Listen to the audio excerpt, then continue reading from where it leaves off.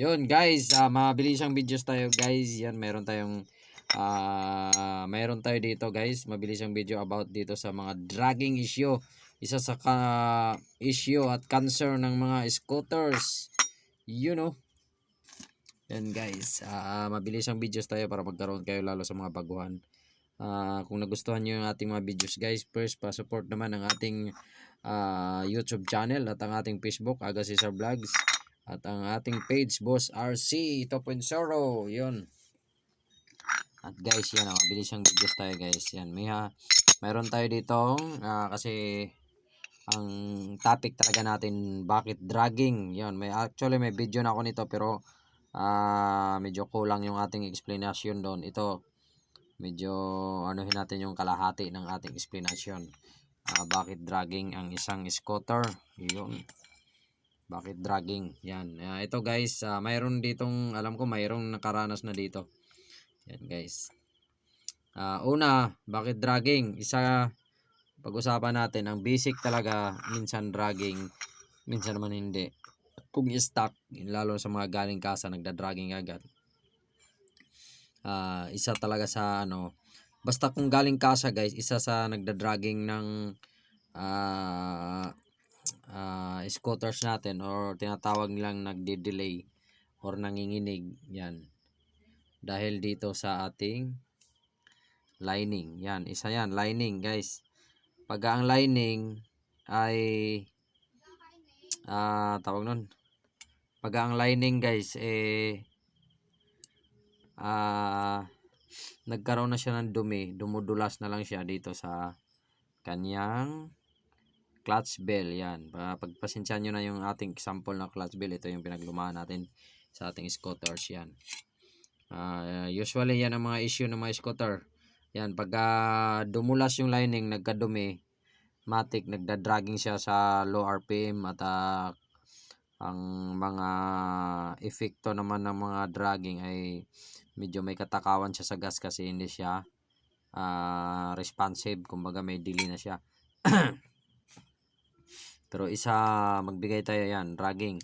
Isa yan guys, dragging, clutch lining. Yan. Pangalawa naman guys, na dragging ay itong clutch lining, yung pinaka dito, pag marumi na to guys, to. Yan. Ito. Pakita ko sa iyo. Ito to. Pag marumi to, dapat ang magandang play talaga kung sa brand new pa yan, dapat nagaganyan siya. Yan.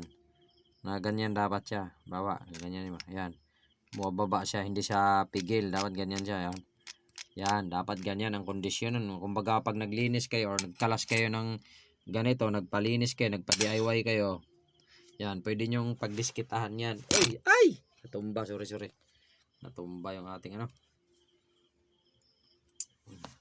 Pwede nyo pagdiskitahan yung ating lining. Yan, ang ating assembly.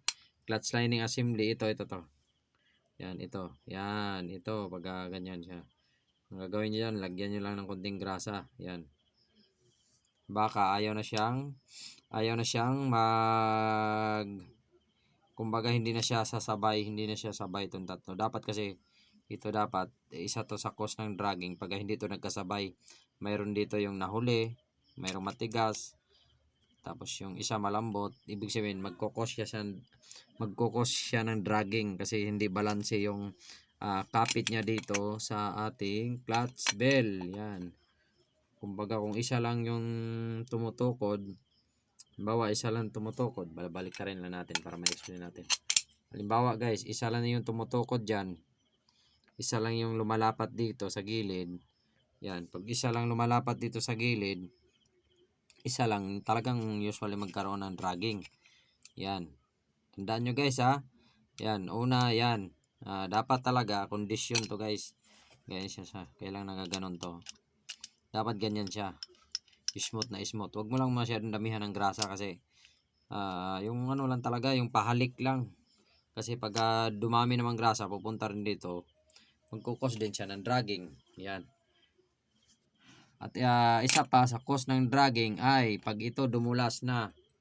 Yan, siyempre pag dumulas na yan, pag madumi na to, madumihan na rin yung lining natin. Yan, isa sa mga cause ng dragging guys. Pero ito, may bago kayong matutunan, hindi wala pang nag-ano nito. Wala pang wala pang nagko-content, wala pang nakita na nag-content nito guys. Siguro kung mayroon man siguro hindi lang natin nakita. Pero ito ang isa sa cause ng dragging guys.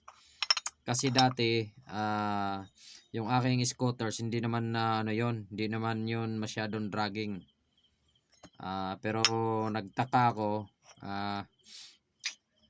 nag-dragging siya dahil binilhan natin siya kasi naka high speed yung kanyang naka high speed yung kanyang pulley set. Yan, ito luma na to. Ito tinanggal ko to yung isa.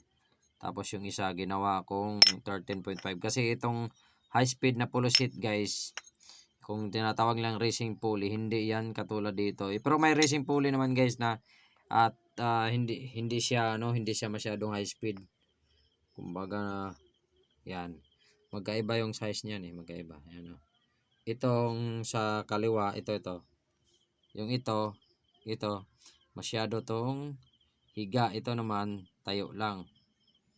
Kumbaga, pero ipaano ko na lang to, try ko na lang i-DIY yan. Ano ko siya. Pero hindi na rin kasi magamit o kagawa ng tinabasan ko na dito, kaya useless na rin to. Pang ano lang to, pang ano lang ba siya, pang DIY. Pang ano lang, content lang. Yan lang guys. Nagpalit kayo lalo sa mga mumurahin na mumurahin na pulley. Naka high speed yun guys. Kumbaga para lang yun sa mga kargado. Kumbaga high pero kung 125cc kayo, nag racing pulley kayo, tapos ang racing pulley ay hindi naka 13.5, posibilidad pa rin na mag-dragging kasi kumbaga naka segunda na siya, hindi siya dumadaan sa permera. Pero pag 13.5, pinalitan ko sa akin yung aking yung aking pulley. Pinalitan ko doon sa yung partner nito kasi buhay pa yung partner nito Ito kasi wala na ito Sira na bushing. Pero pwede pa tong ano yun Pwede pa to kasi to may replacement lang siguro. Yan. Kaya isa rin yan sa dragging. Nagkukos ng dragging kasi racing pulley, kumbaga high speed. Kumbaga sa transmission, high speed, low speed. Ito masyado tong high speed. Kaya nagkukos siya sa dragging. Hindi katulad nung low speed lang siya, like 13.5, kung tinatawag lang 13.5. Mabilis siya. Kumbaga naka ka lang, kumbaga naka 500 RPM ka lang, hindi pa siya nag-i-engage. Hindi pa yung umiikot pa masyado yung nakakaboylo ba. May boylo siya pag low speed, pag high speed rektahan kagad yun. Kailan naka-match lang siya sa mga kargado o upgraded like ng mga 59 yan. Sa 54 nga hindi siya obra delay siya yan lang mga boss, at sana may natutunan kayo mga bakit nagda-dragging ang isang motor. Yan yung panghuli natin guys, yun ang bihira lang talaga kasi minsan lang to, wala pang yung talagang na-experience ko yan kasi nagpalit ako ng high speed nga, tawag nilang racing pulley, yung mumurahin lang pero hindi siya naka-degree guys, yung ganyan racing, as in racing talaga siya, advance siya, kumbaga nakasegunda na siya. Okay lang siya sa mga kargado, pero pag sa hindi kargado, nagda-dragging talaga siya. Gawa ng hindi siya makaboylo. Yung kanyang lining hindi na makaboylo masyado. Pag adiin mong ganun, mabagal ang engagement niya kasi nag-i-engage kagad siya pero walang boylo. Yan, kaya ang bagal niya. Kumbaga parang nakasegunda siya na ahon ba. Yan lang mga boss, at thank you very much. Sana mapaliwanagan kayo or naintindihan nyo ang ating vlogs at Aga Cesar Works, Aga Cesar Vlogs, Save Money, Save Time, Peace. At gusto ko shout out Ella Bon and Chian Vlogs, thank you. Salamat sa suporta yan. Antabayan pa natin boss, abangan nyo yung next video kung anong mga remedyo para mawala yung dragging.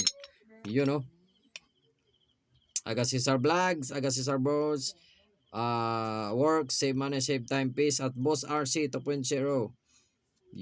Patio. Ingat.